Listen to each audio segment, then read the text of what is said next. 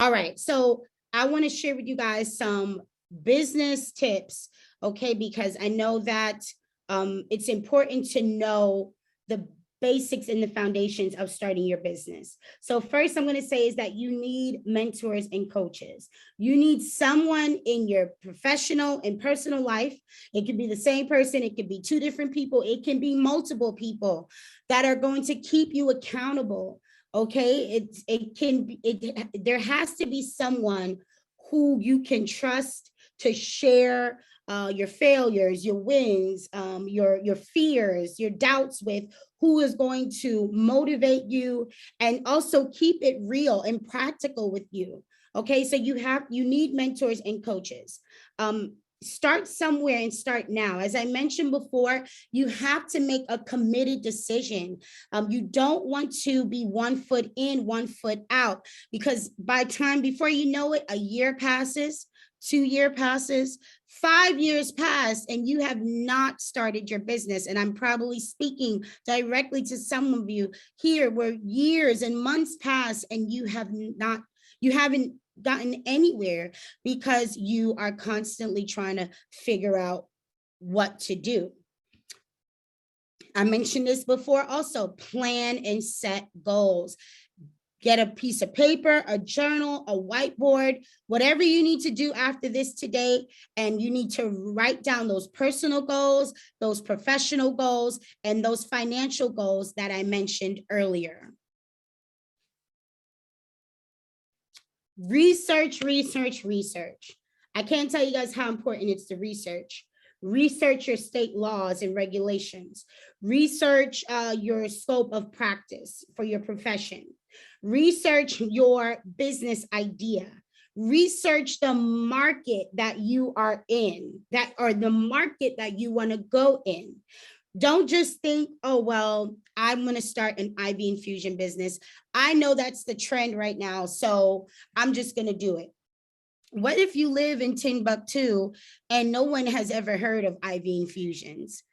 So that doesn't mean you won't be successful in Timbuktu. It means that before you can actually start gaining some clients, you may have to do some webinars online. You may have to do some community events to educate on IV infusions before you actually jump out there and start trying to sell people on infusions in an area where they've never heard of it. So research your market, research your competition. Who are your competitors? Okay. One thing I did before I started my own direct primary care practice, the reason why I knew that it was not just a good idea, but a great idea, is because I had one competitor that was in a 10-mile radius of me. I had one other office that was doing what I wanted to do. And I knew that I was like, there we go. There it is. I'm like, this is a market. This is an area that's not saturated yet. I'm going to jump in now. Okay, so you have to research your competition, research your financial costs. What is it going to potentially cost you? Go online and start looking at what are the costs for some of the equipment and the supplies that you need, and how much is office space going for in your city, and what is it cost to have a robust EHR system, and what does it cost to get the medications and the vials and the IV drips. What is that all going to cost you? An estimated cost. So you want to research as much as possible.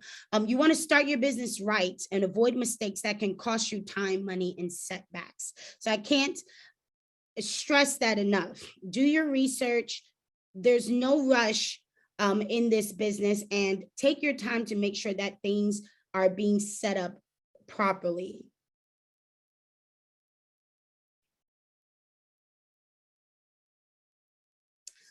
Next is don't be afraid to invest in yourself and then your business. So the first step all of you did today, this morning or last week or a month ago, is that you decided that I was going to invest in this masterclass.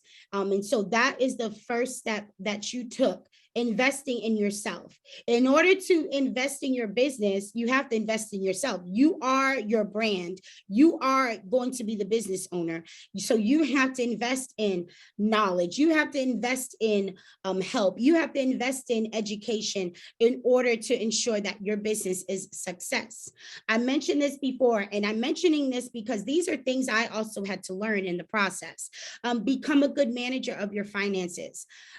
Your personal financial habits will also go over into your business financial habits. So if you need to start setting a budget, set a budget. If you have credit cards up the wazoo, start paying down on some of that credit. Get your credit in order, okay? Take the time to research grants and funding and business credit options that are available. So do what you can to lower your business expenses. All right. If it's better for you to start mobile, start as a house calls practice, then by all means, start there. And before you move into an office space, that's going to cost you $3,000 a month. Start to gain your patients via a facility or mobile practice if that's going to be the best option for you. Don't solicit business advice for everyone. I can't tell you guys, I see a lot on social media. I hate to admit this, that is just incorrect information. So if you are going to take advice and join Facebook groups for advice, take that advice and always fact check that information. I'm stressing this again, don't be afraid to take risks. Be open to different ideas as I discussed with the niches, and always put business agreements in writing. I have quickly realized how much a lot of new business owners don't realize how important that is, that anything regarding your business, your profession, if it's something that, especially if it involves any money exchange, it definitely should be in writing. So steps to starting your business, as we mentioned, do your research, develop a business plan, choose a practice model, choose a business name, register your business, obtain an EIN number, get a DUNS number, which that has changed, but still the same concept. If you want to get into government contracting or subcontracting, get a business account. Always, always, always consult with an attorney and a CPA, a certified public accountant. Get office space if needed. Insurance credentialing if needed, so you can get paid from the insurance companies. Develop your brand, create an online presence through a website and social media. Market your business, and do not plan to be a one-man or woman show. So you should have a plan in your business plan. You should have a plan to be hiring employees, okay? In order for your business to grow, if you want to see six figures and high six figures and seven figures, you have to create a team. You have to have people that you can train. You literally have to clone yourself if you want to see yourself generating a lot of revenue in business.